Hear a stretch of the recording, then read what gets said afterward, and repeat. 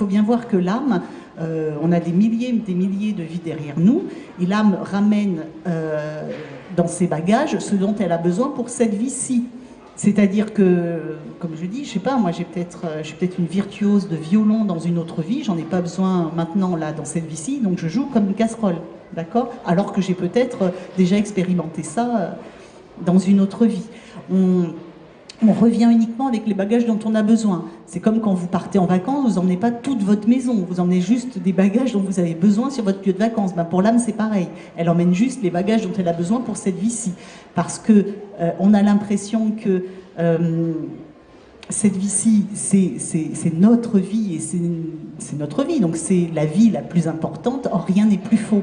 Ici, ça représente, c'est-à-dire toute la vie que vous allez vivre, ça représente une journée de l'âme. Donc vous imaginez le nombre de journées qu'il faut à l'âme pour faire sa vie de l'âme. Et la vraie vie, elle n'est pas ici, elle est de l'autre côté lorsque l'âme n'est pas incarnée, qu'elle retourne sur son vrai plan de conscience, sur son plan de conscience. Ici, l'âme, elle vient juste pour faire une expérience de vie, une ou plusieurs expériences de vie.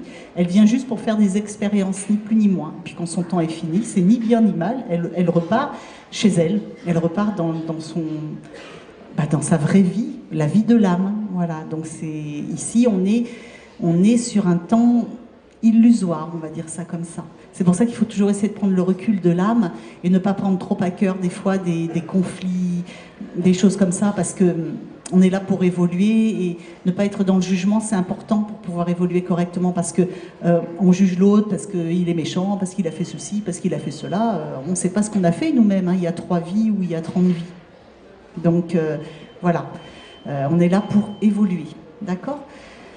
Et donc, au niveau de l'âme, donc je reprends, au niveau de l'âme et de la médiumnité, vous êtes donc aujourd'hui ici pour vivre une incarnation. Et moi, mon incarnation actuelle, c'est d'aider par le biais de ma médiumnité. Donc je fais passer des âmes qui sont perdues, et il y a de plus en plus de gens qui ressentent les entités, etc., et qui vont être appelés à faire passer des âmes. Donc je fais passer des âmes, je communique avec les personnes décédées, je communique beaucoup avec les guides de lumière, je reçois des enseignements, voilà. Voilà, je fais plein de choses. J'ouvre les gens à la médiumnité, en fait. Je les mets en communication avec leur guide spirituel, je donne le nom de leur guide spirituel. Voilà. Et je crois que tout le monde, les temps maintenant qui arrivent, ça s'ouvre. Donc tout le monde va avoir accès à ça. Tout le monde va avoir accès à ça. Tout le monde. Là, alors c'est une question d'années encore. Je vous dis pas, c'est pas un claquement de doigts, mais les énergies sont en train de changer et tout le monde va avoir accès à la médiumnité suivant ce qu'il a à vivre. Ok ? Est-ce que vous avez déjà des questions par rapport à ça ou pas ? Ou est-ce que ça vous parle ? Est-ce que je suis hyper performante et que vous avez tout compris ? Dites-moi. C'est bon ? Bon, alors on continue. Dans mon livre, je parle beaucoup des guides de lumière. C'est essentiel. Guide de lumière, on peut appeler ça aussi ange gardien. Mais ange gardien, ça a plus une connotation religieuse peut-être. Et encore une fois, comme c'est dit dans mon livre, je crois qu'il ne faut pas confondre la religion et la spiritualité. Ce sont vraiment 2 choses différentes. Moi, je faisais un peu un amalgame. Bon, j'ai jamais eu de culture religieuse, on va dire. J'ai pas fait de catéchisme. Je crois que j'ai été baptisée, oui. Bon, j'étais bébé, mais j'ai jamais fait de catéchisme. Je ne suis pas mariée. Ça me viendrait pas l'idée d'aller me confesser à un curé. Excusez-moi si j'en choque certains. Par contre, ouais, j'adore aller dans les églises.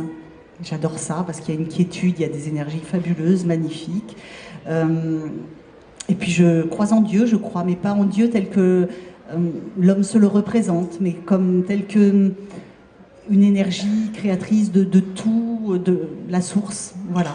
Donc je veux vraiment pas qu'on fasse un amalgame entre religion et spiritualité. C'est important parce que je n'aime toujours pas la religion, malgré tout ce que j'ai vécu. Et je l'explique bien dans mon livre. Donc là, je communique avec mes guides de lumière. Ils me font passer des enseignements. Bon, maintenant, j'écris moins parce que je capte directement, sauf quand ils veulent me donner des messages importants parce que les écrits restent, les paroles s'envolent, comme on dit. Mais voilà, c'est toute ma vie maintenant. C'est toute ma vie maintenant. Et je suis bien à ma place dans ma vie. Je suis vraiment Ouais, je suis bien à ma place dans ma vie, mais j'ai eu beaucoup de mal à me trouver. C'est ce que je raconte dans le livre, les peurs, les doutes. Ça a été terrible. J'avais une peur de la mort absolument terrible. Et je me demandais ce qui m'arrivait et pourquoi je vivais ça et où il fallait que j'aille. Ça a été terrible, je suis passée par des souffrances, j'ai une peur viscérale d'être folle parce que j'entendais j'entendais, on me parlait quoi, hein. J'avais une écriture médiumnique qui me venait. Alors il faut savoir que je pouvais avoir 7, 8, 10 écritures différentes au sein d'une même page quoi. Quand je prends des écrits, ce n'est jamais mon écriture, c'est toujours l'écriture des entités, des êtres de lumière qui m'écrivent.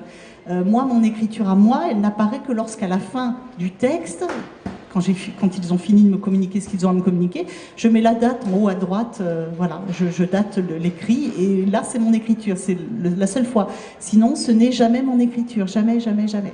Voilà, alors je peux avoir des écritures pattes de mouche, des grosses écritures rondes, ça peut aller très vite, le stylo peut appuyer fortement sur le papier, ou au contraire, ça peut être super léger. Des fois, je peux écrire des heures entières, ça me fait pas mal à la main, et des fois, au bout d'un quart d'heure, mais j'en peux plus, tellement l'entité me fait écrire, enfoncer sur le papier.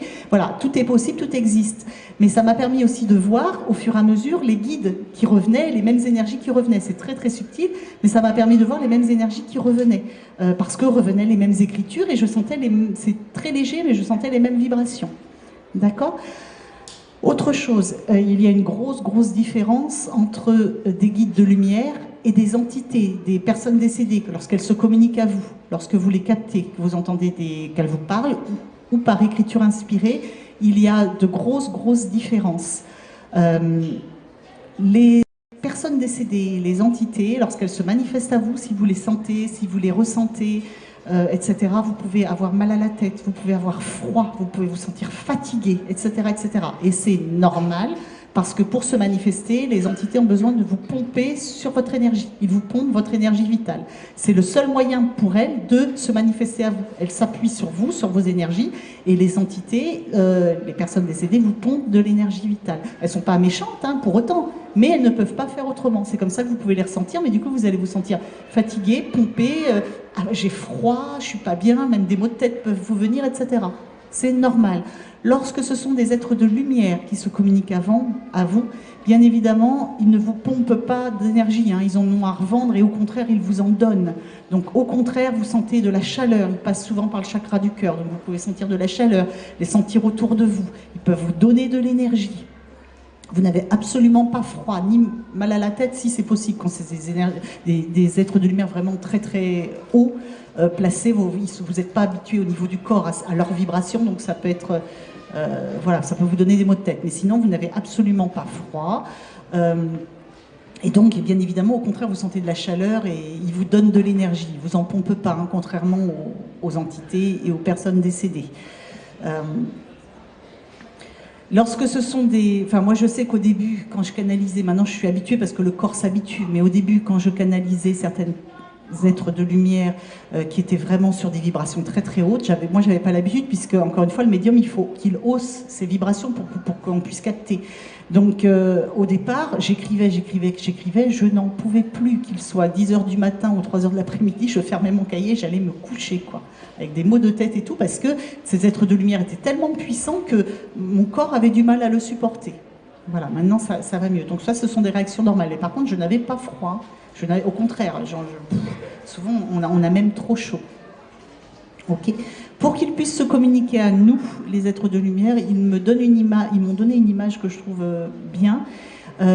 Ils vont descendre, encore une fois c'est une image, parce que comme je vous l'ai dit, ils ne sont pas en haut et nous en bas, hein. C'est une représentation.